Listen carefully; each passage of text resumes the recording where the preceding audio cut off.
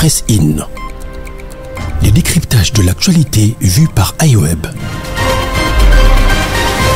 L'information pour vous et avec vous en toute objectivité et impartialité. L'opposition, dans toute sa construction, décide de faire de Félix Tshisekedi sénateur à vie. Ce sera le sujet Press-In d'aujourd'hui, chers auditeurs, internautes et lecteurs de iWeb. Bonjour et bienvenue. Sur ce plateau, je serai à nouveau en compagnie, est-ce que je dois dire à nouveau, je ne sais même pas, je pense pas que je dois dire à nouveau, mais je serai aujourd'hui en compagnie de Gédéon Actif après un bon moment d'absence. Bonjour madame, un très réel plaisir et une très grande joie de retrouver cette table de discussion et de vous retrouver en chair et en os et surtout en bonne posture. Et je crois que c'est parti pour un nouveau débat et j'espère qu'on sera à la hauteur après un moment de turbulation. Content de t'avoir retrouvé. L'opposition décide de faire, l'opposition qui se construit évidemment, qui est en train de travailler... Qui décide de chasser Tshisekedi du pouvoir. Voilà, le chasser du pouvoir et faire de lui sénateur à vie. Bon, je pense que c'est la réponse au mieux de l'opposition congolaise qui donne à l'union sacrée. Parce que vous êtes sans ignorer que l'union sacrée de la nation s'est réunie pour créer un bloc compact autour du président de la République Félix Tshisekedi. Et c'est près de 2 semaines après, ou carrément 2 semaines après, que l'opposition congolaise donne sa réponse, donne sa carte à elle. Et sa carte à elle, elle consiste à faire de même.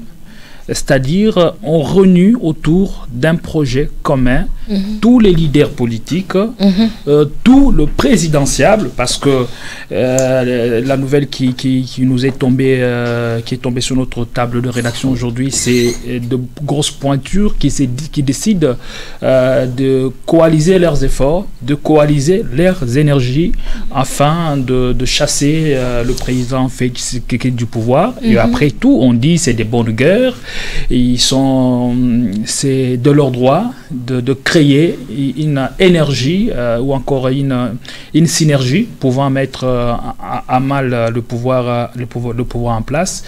Et bien, après tout, maintenant, beaucoup de questions que nous sommes en train de nous poser depuis ce matin. Beaucoup de questions. Nous sommes dans la formule de la coalition genevoise? Est-ce que nous sommes sur la voie de Genève, parce que vous savez, avec l'épisode ou encore l'histoire qui s'était passé avec la coalition genevoise qui avait réuni plusieurs leaders, et après l'histoire nous apprend que la coalition a été disséquée en deux. On a eu une part d'un côté la coalition qui est restée entre les mains de Fayoulou, Muzito et Matungulu et tous les autres.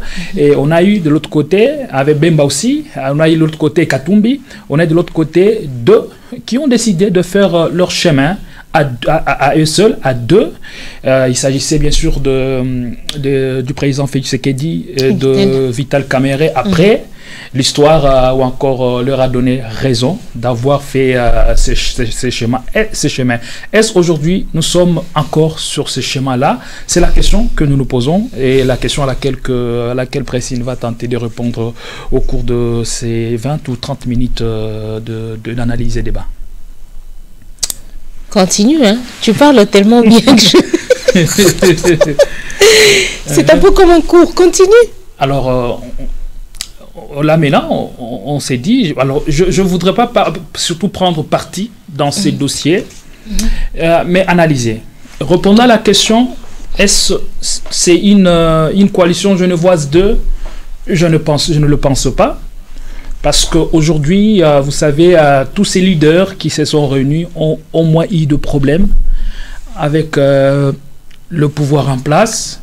La majorité d'entre eux, ils ont dénoncé la gestion calamiteuse, d'après eux, du pouvoir par le président Félix Tshisekedi. Donc, en 4 ans, le président Tshisekedi n'a pas pu répondre à toutes les questions, n'a pas pu répondre aux besoins les plus fondamentaux du peuple congolais. Donc, ils ont horreur de la gestion du président Félix Tshisekedi. Alors, qu'est-ce qu'il faut faire? Il faut créer un bloc qui va réunir des gens, des têtes pensantes, qui va réunir des gens qui vont essayer d'apporter une nouvelle donne. Et s'agissant de chacun d'entre eux, je crois que je connais presque chacun d'entre eux de manière particulière. Le cas de Délice Sanga, c'est quelqu'un qui est pétri de talent, beaucoup d'intelligence. On sent quand même la soif en lui de faire changer beaucoup de choses. Sinon, s'il faut faire peut-être un petit bilan sur l'Assemblée, la nouvelle législature qui est là, on s'est dit, voilà, le gros de députés nationaux, en tout cas la majorité, en tout cas n'ont pas fait leur travail, et seulement quelques têtes d'affiche qui essayent de sortir la tête du lot. Le cas de Délice Sanga, c'est l'un des parlementaires que vous verrez actif au niveau de l'Assemblée nationale, et l'un des acteurs politiques ayant du nom à Félix Tshisekedi. Il était membre de l'Union Sacrée, mais après, quand ça n'a pas marché, après tout, on ne sait pas pour quelle raison il est parti. Est-ce que c'est pour des raisons évidentes ou pour des raisons sordides qu'il a dû quitter le bateau en pleine embarcation?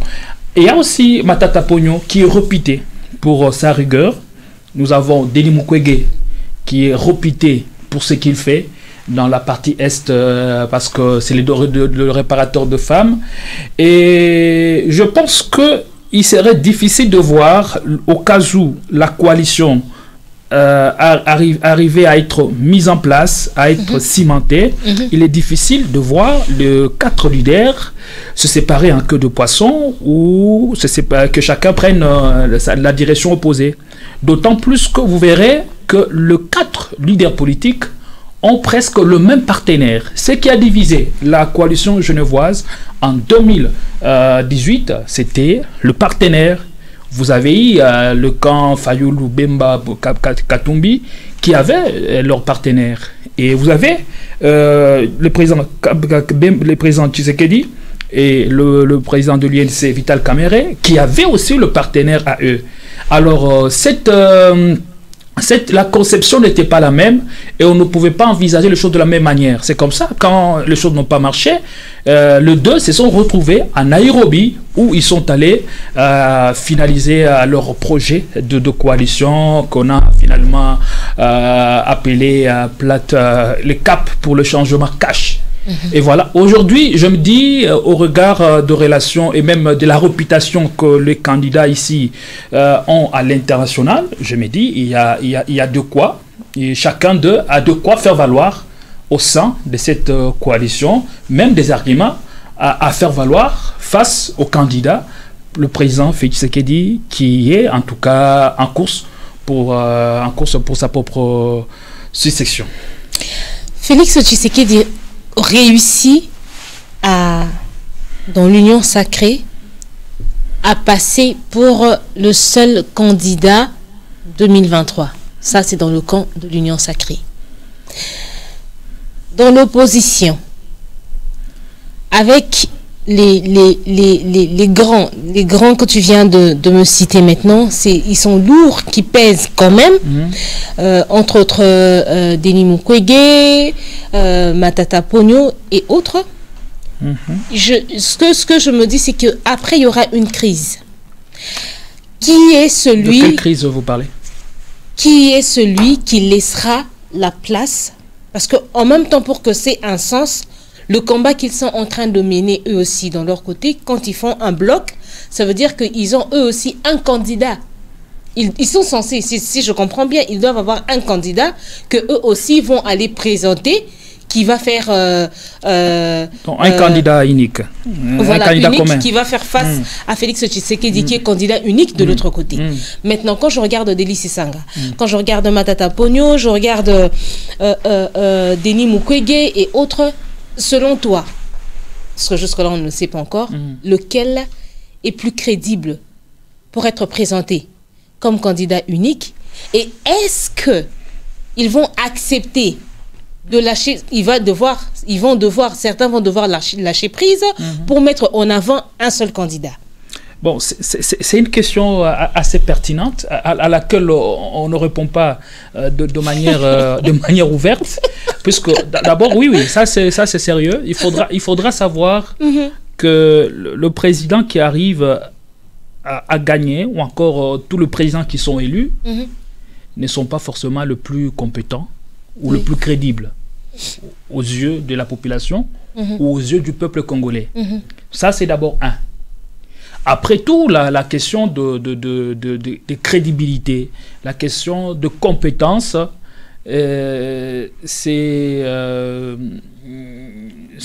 on n'arrive pas encore à intégrer cela. On n'arrive pas encore à inoculer cette disposition, cette mentalité dans la tête du Congolais. Et ça, ce serait très grave. Aujourd'hui, vous avez quand même Moïse Katumbi qui a quand même de l'aura au niveau national. Et il est très considéré pour ce qu'il fait. Il a réussi à s'étirer, à tirer une certaine popularité dans le domaine qui est le sien, surtout dans le domaine du football. Vous savez, Moïse Katumbi, il a bâti sa notoriété dans le football, parce que avant même que Moïse ne soit gouverneur, tous les Katangais l'ont connu en tant que président du club de choix, les Tout-Puissants Mazembe Anglebert, dont les prestations aujourd'hui sont en dents de scie. On comprend. Après tout, il faudra encore relever la pente, relever les défis. Et maintenant, ça c'est un jeu politique. Là, c'est les visées électoralistes qui sont sur la table.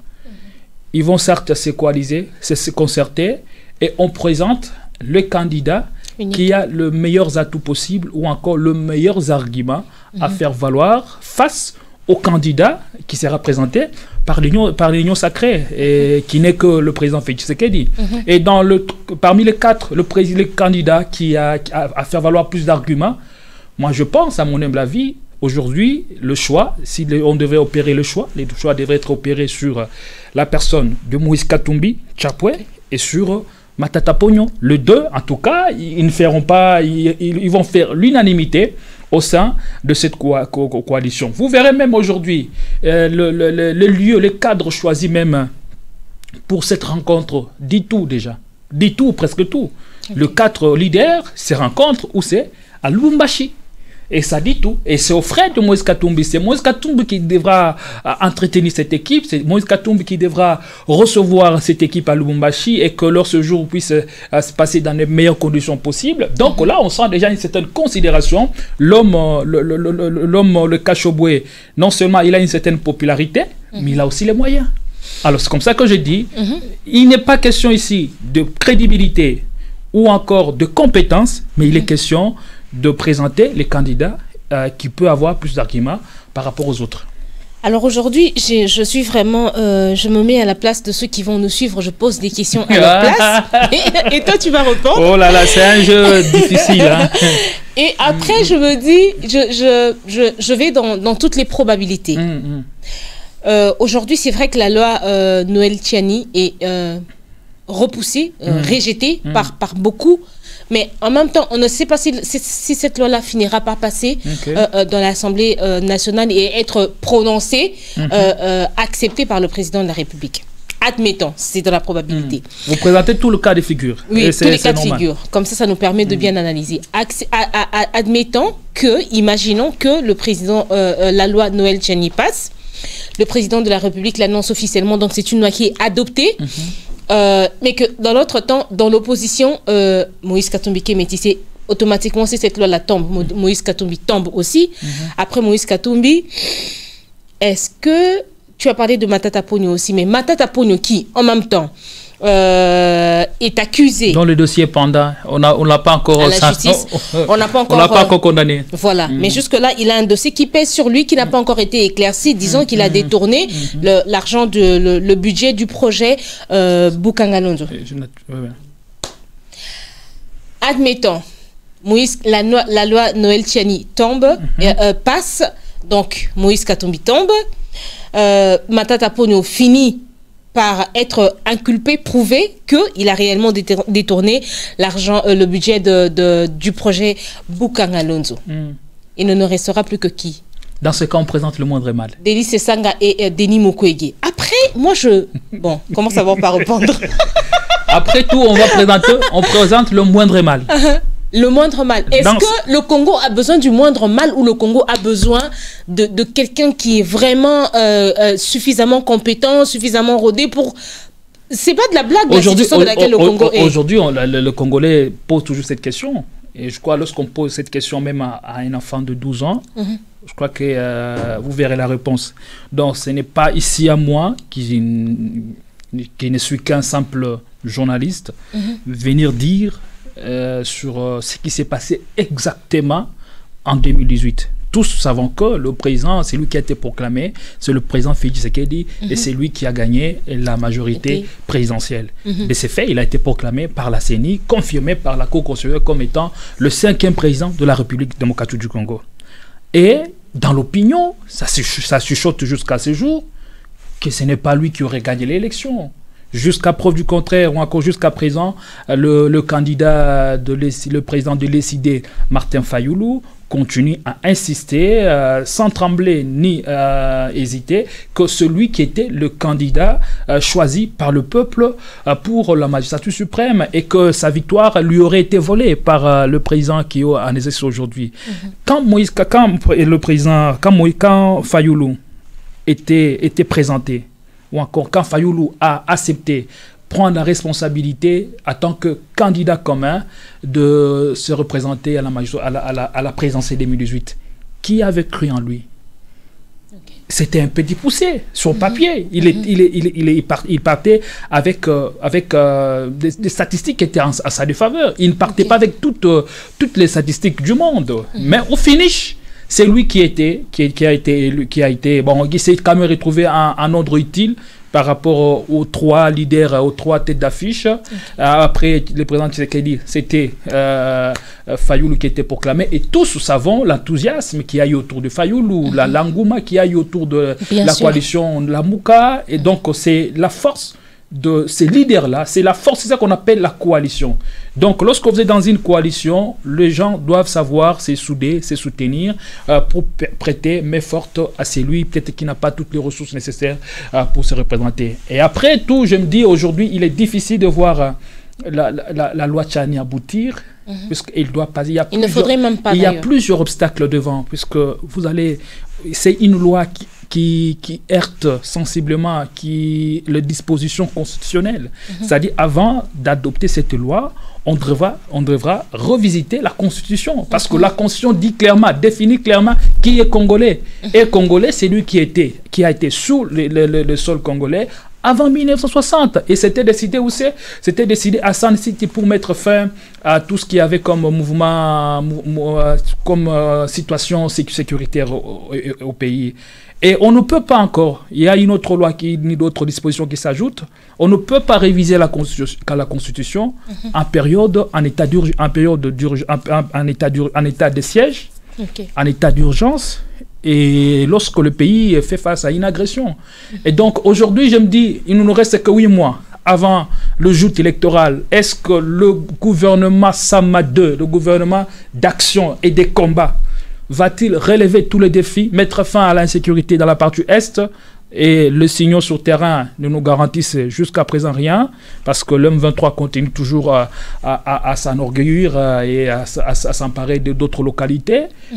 En même temps, le président a dit non, il ne négocie pas avec les M23. Donc la situation demeure tendue. Et ils ne reculeront pas.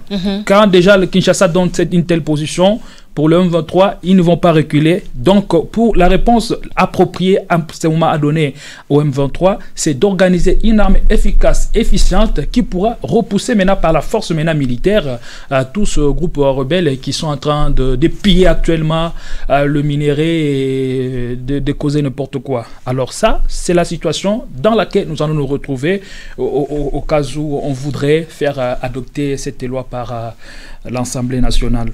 Bon, je reviens sur une autre forme de probabilité. Admettons que la loi Tchani ne passe pas.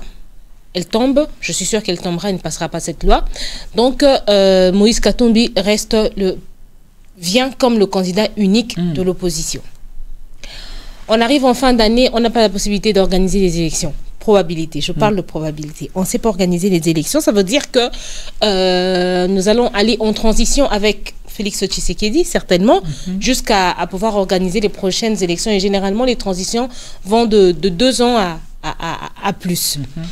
En ce moment-là, que deviendra toute cette équipe, toute cette coalition, toute cette opposition, tous ces gens? Tu sais, quand je vois les attitudes et les réactions, quand je vois, par exemple, ce que a dit l'ancien ministre du Plan, Christian Mwando, ça m'emmène à conclure que il n'y a pas de patriotisme. C'est comme si les gens ne se battent pas, ne militent pas pour les intérêts de la nation. Parce qu'on est déjà en train de souffrir du fait que ce qui se passe à l'Est ressemble carrément à la balkanisation. Justement. On est en train de chercher le moyen d'y remédier. Et un citoyen qui serait congolais, qui aurait le patriotisme en lui, ne peut pas se lever pour parler comme Christian Mwando, pour dire s'il se faisait que la loi Tchani passait, le Katanga... Vous avez condamné le propos de Christian?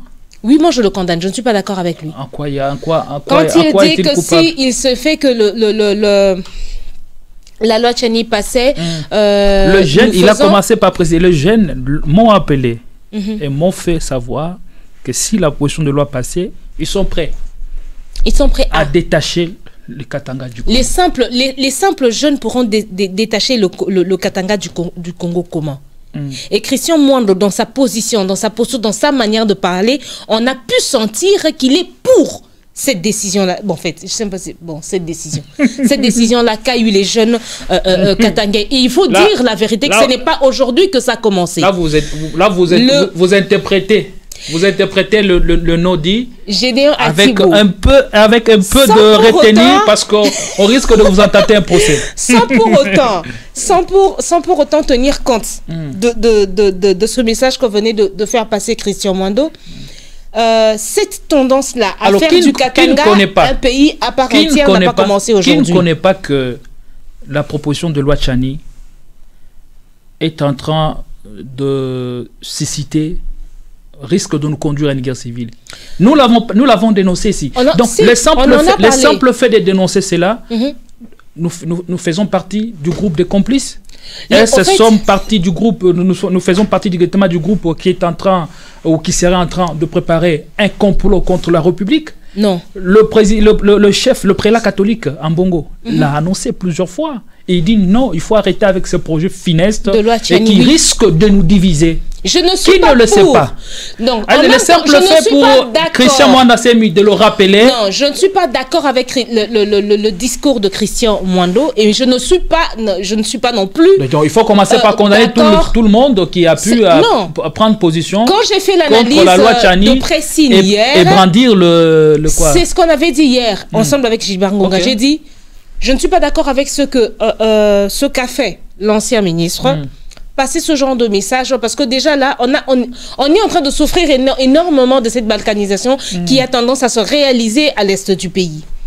Après, il y a ça qui nous fait souffrir, tu viens rajouter autre chose dans la même tendance que ça, et pourtant, les partis qui sont en train qui ont tendance à se faire balkaniser, sont ceux qui regorgent beaucoup de minerais. Qui veut rajouter autre chose? Non, mais quand déjà on parle de l'Est, et puis on vient rajouter le Katanga. N'est-ce pas les initiateurs de cette loi? Mais par contre, je l'avais dit, c'est Noël Tchani qui au départ. Donc, à ce moment, l'attitude des Congolais devait être et je ne suis pas d'accord avec Noël Tchani. Tout le monde devrait mettre de l'eau dans son vin. Voilà, il faut réfléchir, il faut militer. Et puis parce que quand on sent quelqu'un parler comme ça, on a l'impression qu'il n'a pas de souci pour la population. Il n'y en a pas. Parce qu'en réalité, s'il a eu à tenir ce discours, s'il a eu à parler comme ça, c'est vrai qu'il y a d'autres métissés qui sont candidats à la présidentielle. Mais on sent que c'est particulièrement pour Moïse Katumbi qu'on a vu Christian Mondo parler comme ça, mon frère. Tu vois. Donc on a comme l'impression que l'intérêt de toute une nation, de tout un pays ne vaut rien, seulement celui de voir Moïse Katumbi être à la tête du pays. Parce qu'après, qu'est-ce qui nous garantit que si Moïse Katumbi prend ce pays, il va arranger les choses? Mais rien. Ça, c'est une autre question. C'est vrai que Moïse Katumbi fait partie des meilleurs gouverneurs qu'on a pu avoir ici en République démocratique du Congo, ce qui emmène à dire que ça en vaut la peine qu'il postule lui aussi en tant que candidat à la présidentielle. Il n'y a pas de mal à ça. Je ne suis pas contre Moïse Katumbi. Je ne suis pas pour la loi Tchani, mais je ne suis pas d'accord non plus avec Christian Mondo. Ok. Donc, autre cas de figure. Autre cas de figure. Vous parliez, j'étais en train de parler de cas de figure. Voilà, j'étais dans cette probabilité-là que maintenant, bon, il se fait que la loi Tchani ne passe pas, donc Moïse Katumbi reste candidat à la présidentielle, mais que nous retrouvons en fin d'année, et puis après, on n'a pas pu réaliser, faire les élections, parce que ça aussi, ça reste une probabilité avec la situation de l'Est qui n'a pas encore donné une lueur d'espoir. Jusque-là, c'est vrai que Jean-Pierre Bemba, à la tête de la défense, ça essaye de réveiller un peu d'espoir, mais jusque-là, on sent que c'est lent. On ne sait pas si en 9 mois, en 8 mois qui nous reste, la situation saura se stabiliser. Est-ce que va-t-il réussir son passage à la tête de la défense? C'est ça la question qu'on est en train de se poser. Avoir été dans une rébellion et faire la guerre contre une rébellion, c'est deux choses différentes. Quoi que tu peux être rodé dans un sens, mais ça reste quand même différent. Donc, ce qui fait qu'il y a cette probabilité également qu'en fin de cette année 2023, on n'ait pas les élections. Certainement, on va transiter avec l'actuel président Félix Tshisekedi. Maintenant, qu'en sera-t-il de l'opposition? De Matata Ponyo, de Denis Mukwege, de Moïse Katumbi, de Deli Sesanga? Carrément, la réponse est claire à cette question. À ce moment-là, on va aller à la table des négociations. Et c'est le dialogue. Les dialogues dans la culture politique. Les dialogues font partie des nations qui ont déjà rodé, qui ont déjà fait grandir leur mentalité ou leur culture démocratique. Et ce n'est pas quelque chose du tout qu'on doit dédaigner.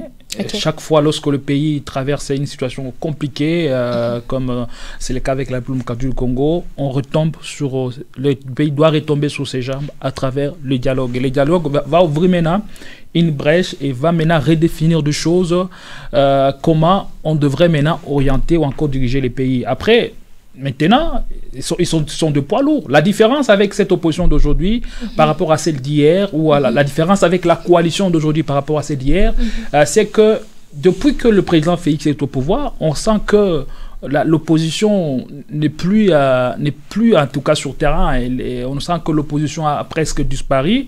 Et ils sont le seul maintenant aujourd'hui à tenir cette opposition. Et ce sont des leaders importants et non des moindres. Donc, de ce point de vue, ils seront associés, ils seront convoqués pour donner leurs avis et pour intégrer, diriger cette période de transition pendant 2 ans, selon ce que déjà l'opinion est en train de demander, ou selon la demande faite par Marie-Josée Ifoku. Voilà. Donc, ça va se négocier comme ça. J'étais depuis longtemps, après, je disais que j'étais d'accord avec elle. Le seul bémol maintenant que je vois, ou c'est lui qui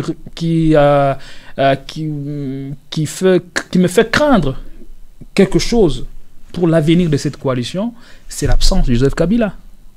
J'aime pour la question, Joseph Kabila qui reste un leader incontournable avec son PPRD, nous ne devons pas l'ignorer, il reste un leader incontournable. Au cas où le pays ne serait pas en mesure d'organiser les élections, c'est parmi les premiers leaders qui seront appelés afin qu'on puisse dialoguer. On appelle Joseph Kabila non pas parce qu'il a autant de députés, parce qu'à ce moment-là, toutes les élections seront illégitimes. On va appeler Joseph Kabila par rapport à ce qu'il représente, par rapport à son ancrage sociologique. Et on va appeler Moïse Katumbi par rapport à son ancrage sociologique. Donc, mettre Moïse Katumbi et Bemba, c'est la nuit et le jour. Maître Joseph Kabila et qui encore, et Jean-Michel Samaloukonde, c'est la nuit et le jour. Donc, en ce moment-là, c'est maintenant l'ancrage sociologique de tous les leaders qui va maintenant compter. Et de ce point de vue-là, je pense que la coalition qui est en train d'être ficelée à ce moment à Lubumbashi part avec beaucoup de chance.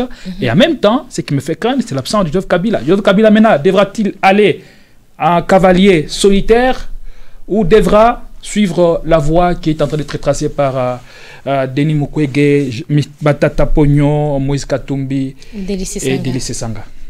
Merci à toi, Gédéon Atibou. C'était un bon moment d'analyse. Nous restons dans cette forme de probabilité que cette coalition à l'opposition reste dans la probabilité de non-élection et voilà, de transition avec Félix Tshisekedi et voilà, et penser déjà à ce qu'ils feront pour faire avancer le pays jusqu'à ce que nous arrivions à organiser les prochaines élections et faire passer à la tête du pays celui qui aura réellement gagné les élections.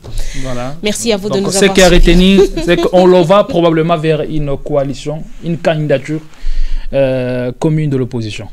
Merci à toi, Gédéon Atibou. Merci à vous, chers auditeurs, de nous avoir suivis sur ce numéro précis. Nous retrouvons-nous demain pour un nouveau numéro. Au revoir.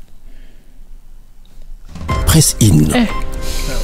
Les décryptages de l'actualité vus par iWeb. L'information pour vous et avec vous en toute objectivité et impartialité.